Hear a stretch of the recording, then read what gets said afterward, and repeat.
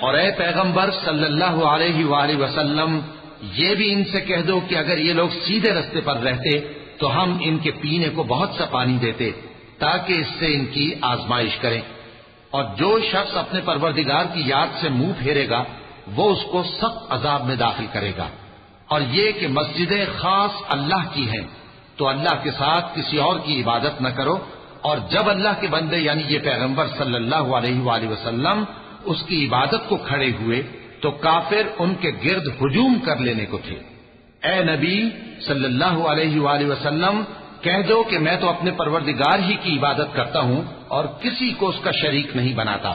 یہ بھی کہہ دو کہ میں تمہارے لیے نہ کسی نقصان کا اور نہ نفع کا کچھ اختیار رکھتا ہوں۔ یہ بھی کہہ دو کہ اللہ کے عذاب سے مجھے کوئی پناہ نہیں دے سکتا اور میں اس کے سوا کوئی جائے پناہ نہیں پاؤں گا۔ ہاں، اللہ کی طرف سے احکام کا اور اس کے پیغاموں کا پہنچا دینا ہی میرے ذمہ ہے،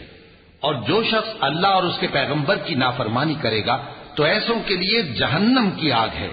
وہ ہمیشہ ہمیشہ اس میں رہیں گے، یہاں تک کہ جب یہ لوگ وہ دن دیکھ لیں گے جس کا ان سے وعدہ کیا جاتا ہے، تب ان کو معلوم ہو جائے گا کہ مددگار کس کے کمزور ہیں اور شمار کن کا تھوڑا ہے۔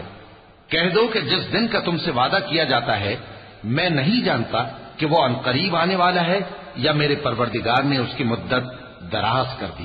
وہی غیب کا جاننے والا ہے، سو کسی پر اپنے غیب کو ظاہر نہیں کرتا،